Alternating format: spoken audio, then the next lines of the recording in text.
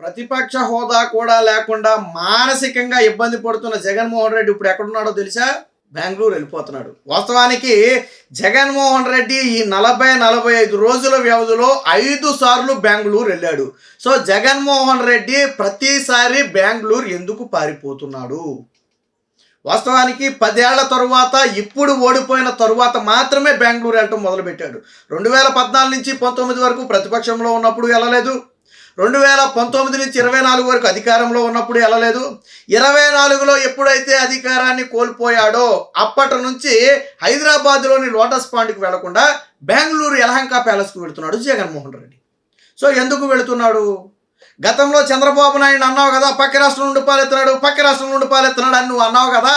ఆయన ఆంధ్ర రాష్ట్రంలోనే ఉన్నాడు, నువ్వు పక్క రాష్ట్రంలో ఉన్నాడని ప్రచారం చేయాలనుకున్నావు. కానీ ఆయన ప్రజల్లో ఉన్నాడు కాబట్టి పక్క రాష్ట్రంలో ఉన్న ముఖ్యమంత్రికి, పక్క రాష్ట్రంలో ఉన్న నాయకుడికి ఓట్లేశారు ఆంధ్ర ప్రజలు?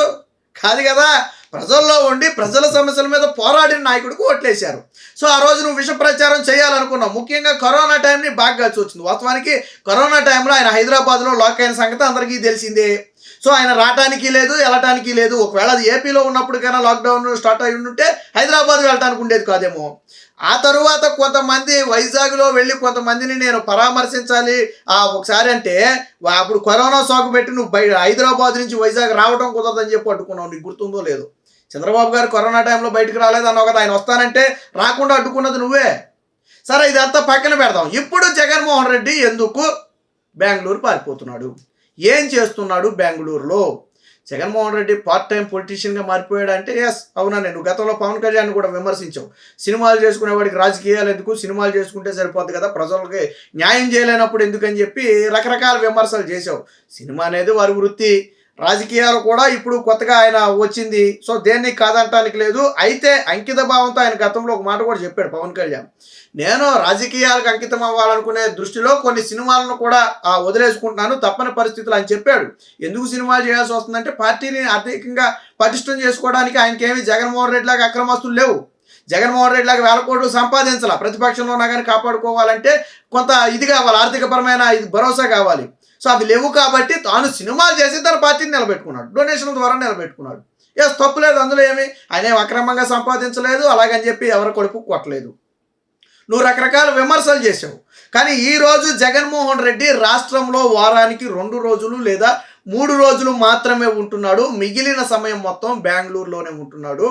ఎందుకనంటే జగన్మోహన్ రెడ్డి రాష్ట్రంలో చంద్రబాబు నాయుడిని ఫేస్ చేసే దమ్ము ధైర్యం లేదు, నారా లోకేష్ని ఎదుర్కొనే దమ్ము లేదు, పవన్ కళ్యాణ్ కళ్ళలోకి కళ్ళు పెట్టి చూసే ధైర్యం కానీ దమ్ము కానీ అంతకంటే లేవు.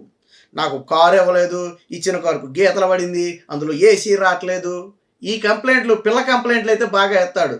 నన్ను అందరికంటే వెనకమాల చేయించారు, ప్రమాణ స్వీకారం, నా కాన్వాయ్నేమో సచివాలయం అందులోకి వెళ్ళనివ్వట్లేదు, అసెంబ్లీలోకి వెళ్ళనివ్వట్లేదు, సచివాలయంలోకి వెళ్ళనివ్వట్లేదు. ఇలాంటి కంప్లైంట్ మనం చిన్నపిల్లలు చూడండి, స్కూల్లో చదువుకున్నప్పుడు నా బలపం కొట్టేశాడు, నా పెన్ను కొట్టాడు, నన్ను గిచ్చేసాడు అని చెప్పి చిన్న చిన్న కంప్లైంట్లు వస్తుంటాయి. సో అలాగా జగన్మోహన్ రెడ్డి కంప్లైంట్లు ఉంటాయి. వాస్తవానికి జగన్మోహన్ రెడ్డి అనే వ్యక్తి రాష్ట్రంలో ప్రతిపక్ష హోదా లేకపోయినప్పటికీ ఆ బాధ్యతను నిర్వర్తించాల్సిన బాధ్యత నీ మీద ఉంది.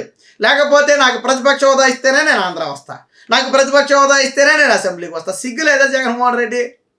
ప్రజలు నిన్ను పులివెందులో గెలిపించారు కదా, నీతో పాటు ఇంకో 10 మందిని గెలిపించారు కదా.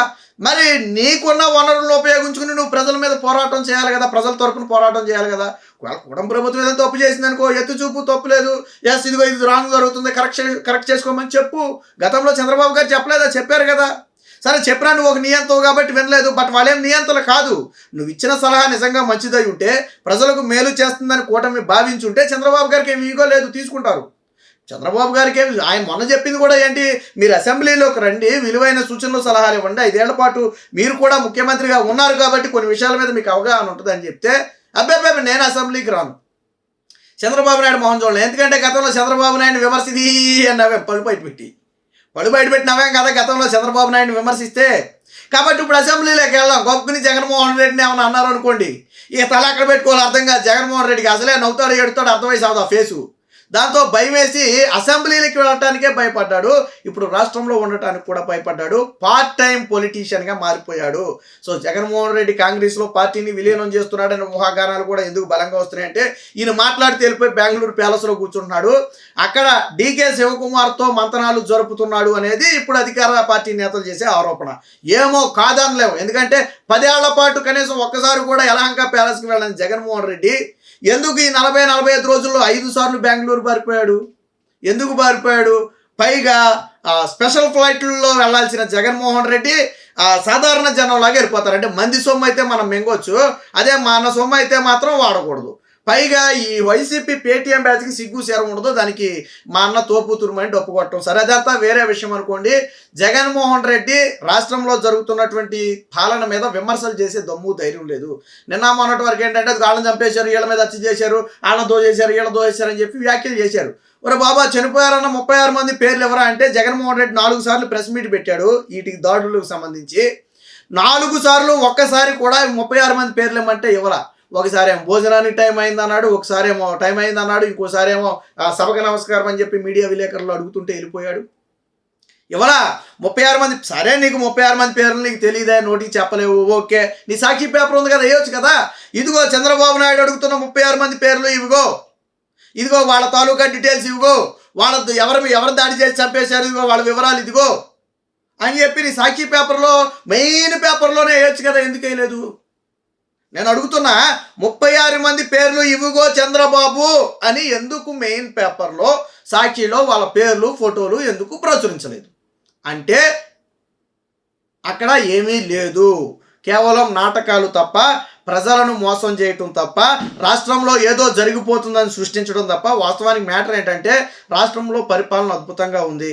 ప్రజలు ఎవరి పని వాళ్ళు చేసుకుంటున్నారు. కూలీలకు చేతింద పని దొరికింది, రైతులకు చేతింద పని దొరికింది, వర్షాలు వచ్చాయి, దానికి తగ్గట్టు ప్రభుత్వం ఆదుకునే ప్రయత్నం చేస్తుంది. ఇంకో పక్క వృద్ధుల దగ్గర నుంచి విద్యార్థుల వరకు అందరూ సంతోషంగా ఉన్నారు. 4,000 పింఛను ఒకే సంతకంతో 4,000 పింఛన్ చేశారు. మొదటి ఏడాది 7,000 ఇచ్చారు. నిన్న అన్నా క్యాంటీన్లు 100 అన్నా క్యాంటీన్లు నిన్న ప్రారంభించారు. సో రాష్ట్రం డిఎస్సి, మెగా డిఎస్సి, యువతకు మెగా డిఎస్సి ప్రకటించారు. సో ఇలా ఒకదాని తర్వాత ఒకటి కార్యక్రమం నడుస్తూనే ఉంది. దేని మీద విమర్శలు చేయాలో జగన్మోహన్ రెడ్డికి అర్థం కావట్లా. స్టిల్ నిన్న కూడా చెప్పారు, మేము సూపర్ 6 అమలుకి కట్టుబడి ఉన్నాం, అందులో డౌటే లేదు. నారా లోకేష్ స్పష్టంగా చెప్పాడు. సూపర్ 6 పథకాలు ఏవైతే ఉన్నాయో వాటికి 100కు 200% మేము కట్టుబడి ఉన్నాం. ఒక పథకం కూడా మిస్ అవ్వదు. చివరికి తల్లికి వందనం మీద విష ప్రచారం చేశారు, ఒకరికి అని. నారా లోకేష్ అసెంబ్లీ సాక్షిగా క్లారిటీ ఇచ్చిన తర్వాత కూడా సాక్షిలో వేయలా. ముందేమో విమర్శ వేశారు, ఒకరికే ఎత్తేసారు, ఒకరికేనని.